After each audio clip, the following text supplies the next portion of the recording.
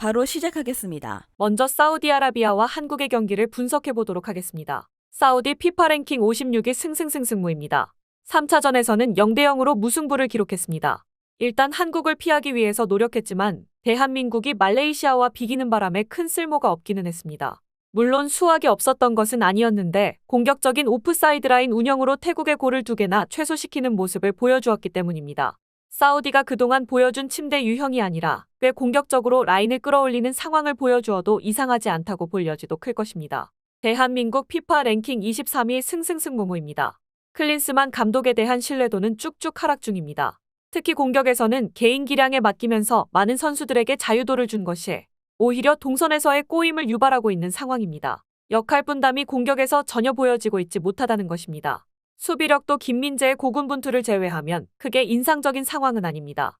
사우디가 공격적으로 라인을 끌어올리면 이강인의 침투 패스에 꽤 큰 비중을 두는 대한민국의 공격력도 아주 크게 희망적이라고 보기는 어려울 듯합니다. 오히려 프리롤을 너무 많은 선수들에게 주면서 공격에서의 혼선을 유발하는 대한민국보다는 사우디의 조직적인 오프사이드 라인 구축이 더 인상적인 상태입니다. 오프사이드 라인 구축을 믿고 공격적으로 사우디가 몰아붙이는 상황을 만들 수도 있을 것으로 보이는데 이 경우 불안한 대한민국의 수비가 사고를 크게 칠 가능성도 있을 것입니다. 사우디의 핸디캡 승리를 예상합니다. 다음은 코벤트리 시티와 브리스톨의 경기를 분석해 보도록 하겠습니다. 코벤트리 잉글랜드 2부 6위 승승승승무입니다. 최소 실점 4위의 단단함은 장점이지만 확실하게 공격적으로는 두각을 드러내지 못하는 유형인 것도 사실일 것입니다. 중앙 싸움에서 아주 밀리는 전력이라고 보기는 어려우나 그렇다고 라인을 확 밀어버리고 공세적으로 플레이를 하는 편도 아니기 때문입니다.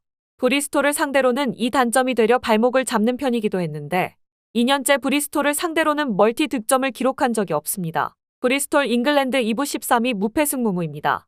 브리스톨도 사이크스가 없는 상황에서는 공격력을 신뢰하기는 어려울 것입니다.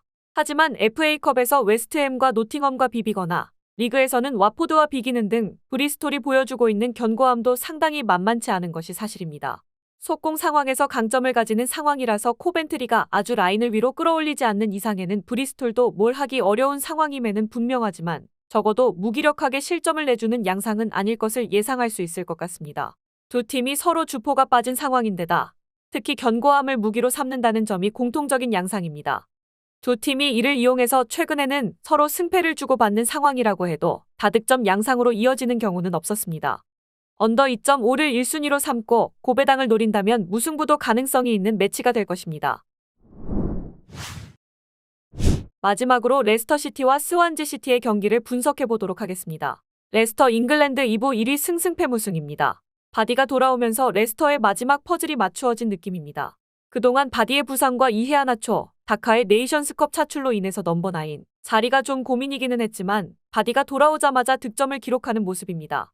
이제는 높은 점유율이라는 무기가 헛방으로 끝나지 않을 가능성이 높습니다. 스완지가 높은 점유율과 라인을 구축하는 면모가 있어 바디의 포처 기질이 상당히 빛을 볼 수 있는 매치가 될 것으로 봅니다. 스완지 잉글랜드 2부 16위 승승무패패입니다. 스완지가 점유율을 잡은 상황에서는 상당히 잘하는 편이나 상위 전력을 상대로는 역부족입니다.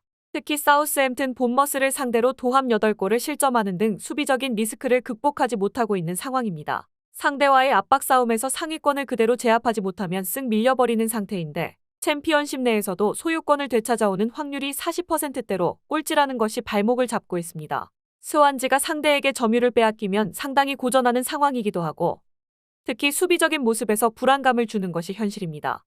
바디가 돌아온 레스터가 스완지의 높은 라인을 공략하는 데도 별다른 어려움이 없을 것으로 보이며 이미 바디는 버밍엄 전 득점으로 폼을 증명하는 모습입니다. 레스터가 핸디캡 승리까지 노려볼 수 있는 매치가 될 것으로 봅니다. 영상에서 알려드리는 내용들은 모두 1차 분석 내용들이며 2차 분석과 최종 조합픽은 영상 하단 고정 댓글 링크로 문의 주시면 안내 도와드리도록 하겠습니다. 시청해주셔서 감사합니다. 아직도 혼자 분석하고 계신가요? 이슬TV 스포츠 정보방에서는 실시간 스포츠 커넥션을 통한 소통하는 관리 시스템으로 확실한 수익을 전해드리고 있습니다. 정보방 입장 조건은 없으며 일반인들은 쉽게 접할 수 없는 배당 흐름 분석, 모든 경기 라인업과 결장자, 마지막으로 분석 모델링을 통한 최종 조합픽까지 무료로 제공해드리고 있습니다. 물론 마음에 안 들면 둘러보시고 나가셔도 됩니다. 혼자 하면 단기간으로 수익을 볼 수도 있겠지만 함께 하면 장기간으로 꾸준한 수익이 가능합니다. 정보방 무료 참여하시고 꾸준한 수익을 원하시는 분들은 영상 고정 댓글 링크로 문의 주시면 안내 도와드리겠습니다. 늦지 않았습니다. 함께 합시다.